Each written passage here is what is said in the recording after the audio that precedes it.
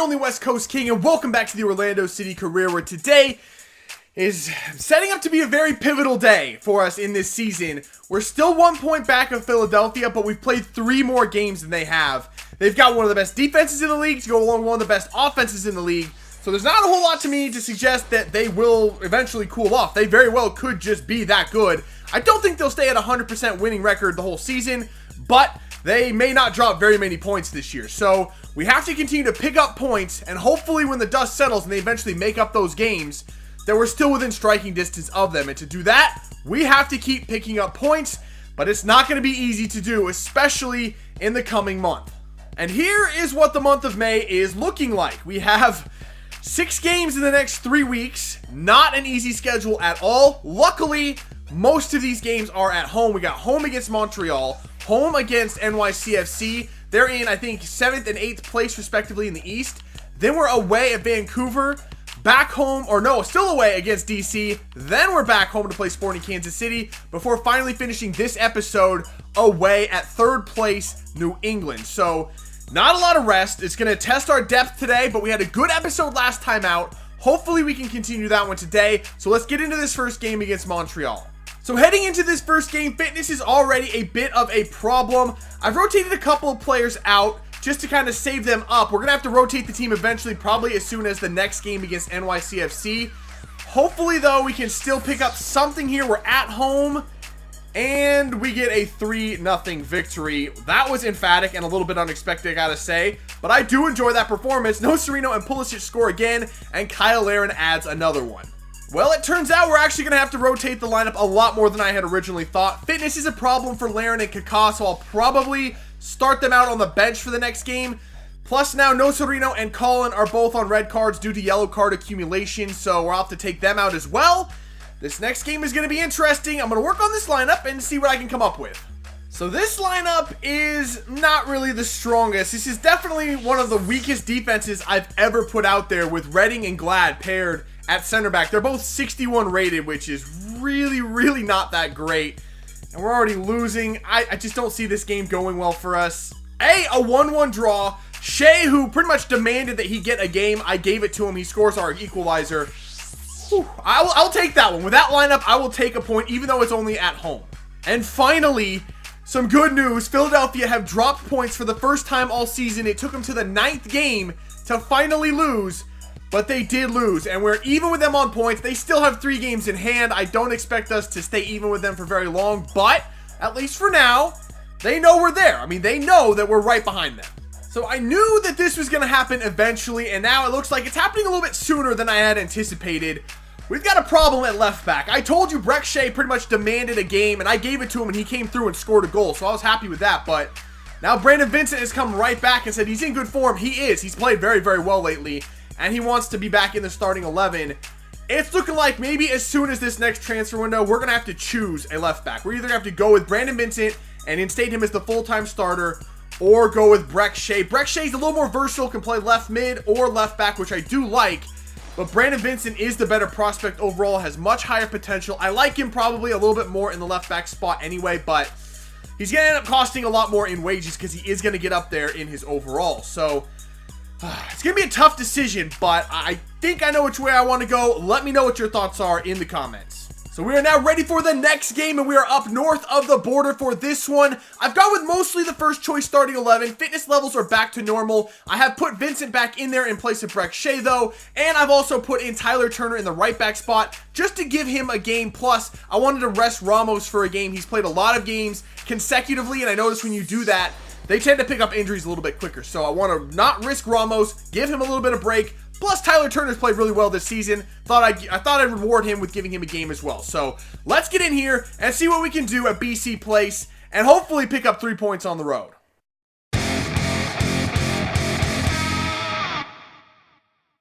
All right, here we go. Kickoff in Vancouver for this one.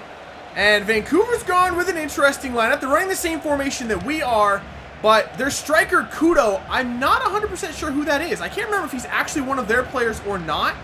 So I'm going to have to keep an eye on him. Vincent. Here we go, Vincent. Right through the middle. Look, they don't pick up the fullbacks in this game. They just allow fullbacks to run.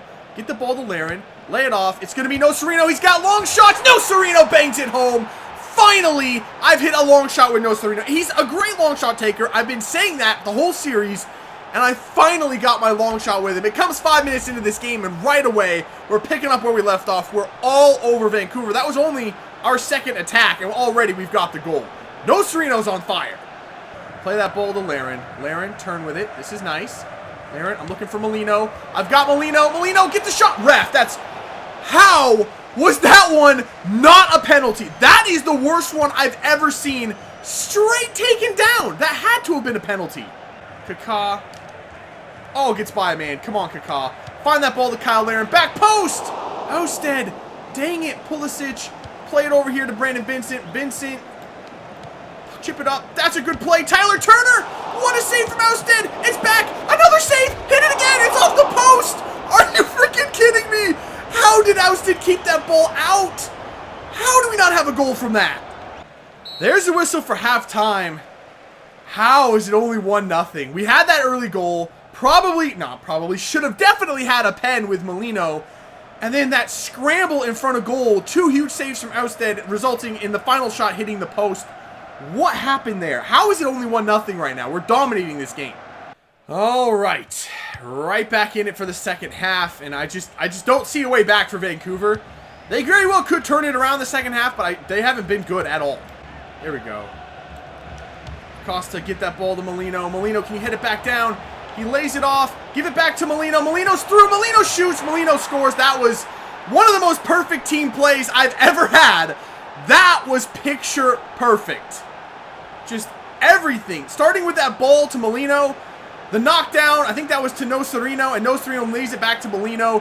Nocerino has a goal and an assist. Finally, he's starting to come good for this team. All of a sudden, I'm not really interested in replacing Nocerino. It's 2-0 in Vancouver. This one's pretty much done. I still don't think Vancouver's had a shot. Our defense is on point. Oh, the ball through from Aurelian Collins straight to Swanson. Swanson, okay, I'm just going to have the shot with a long shot. Ben Swanson hits it wide. We're absolutely dominating this game. I mean, this team is just on fire right now. I don't think there's anyone. I wish we would play Philadelphia right now. That would be a hell of a matchup. I mean, they're the 2 hottest teams.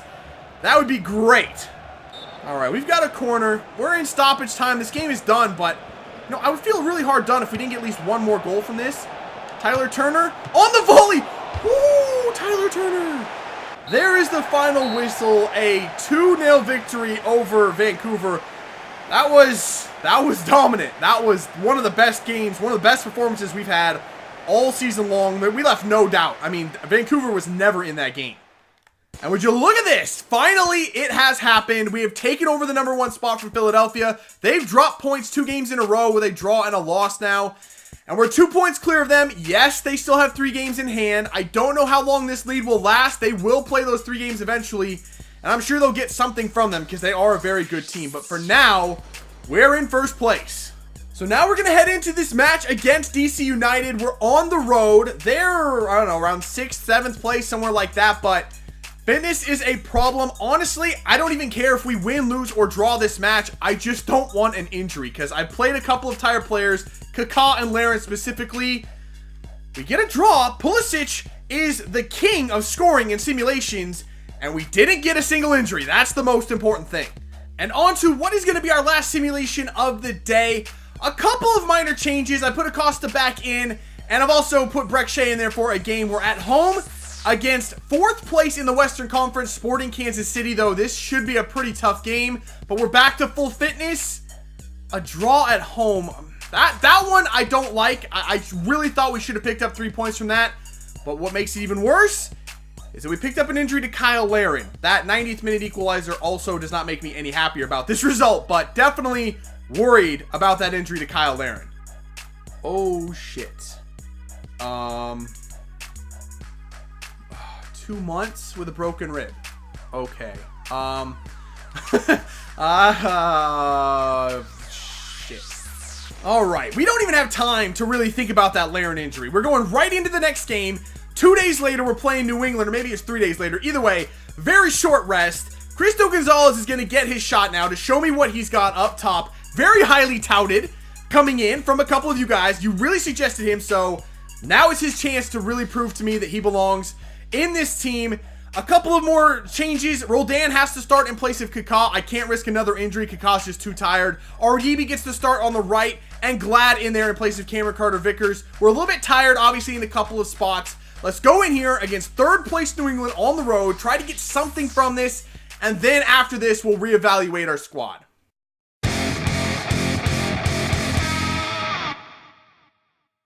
All right, here we go. I've picked the wrong jerseys for this. This is going to be a little bit of a nightmare. We're wearing our purples. New England's in their dark blues. Oh, well. You know what? We don't have time to worry about it, all right? We're in a bit of a panic situation here. We just got to do the best we can. Like I said, I'm just looking for a point here. This is a nightmare with these jerseys. This was a bad mistake on my part. Can we get something here, though? Cristo? No. Acosta? No. Okay. All right. Oh, my God. These jerseys are an actual nightmare. Good play. Back into Aribi. Aribi, get the pass off. He does. Back to Aribi. That was not where I wanted to go. Cristo Gonzalez actually gets to it. Has a shot. Falls to Nocerino. He gets clattered, but no foul. Touch it past him, Aribi. He's got so much pace. Look at him go. Aribi is flat out gone up the wing. Nobody's catching him. Come on, Aribi. That's why I got him in this team. Put the ball across. There it is. What a save. Follow Acosta. Acosta scores. I was just talking that Acosta has been awful so far 15 minutes in. He's had bad touch after bad touch, but he comes up with a huge goal for us. Scrappy, if anything, but he was in the right place at the right time. I'll take it. 1-0 early over New England. All right. Maybe that will settle this game down a little bit because it's been hectic as all hell to start out with. I just want this game to settle down. Let's find a little bit of a rhythm here and just play some solid team soccer. What is going on? All right, they're going to get a goal. Okay, I thought for sure they were going to get a goal back. Everything was going their way, and usually when that happens, it's just bad news. There is the whistle for halftime. That was way too fast-paced. We do not have the stamina or the personnel to be playing that kind of a match. We fell right into New England's trap.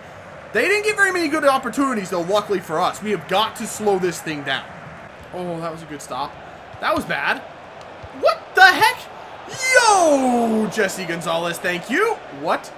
Get rid of that? What the heck is going on? Well, Dan, just play it up the wing. Okay, we screwed that up. Oh, there we go. Aribi.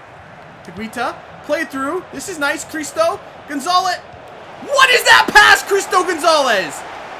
God, he just keeps screwing things up in there. Why does he messed up the one pass that we really could have used. He's on it, though. Okay, he's good at dribbling. Okay, I take everything back. He's a great dribbler. That was a sick finish. And finally, he's got a goal to his name for this team. He did score last episode, but it was given as an own goal for some reason. That was a sick finish.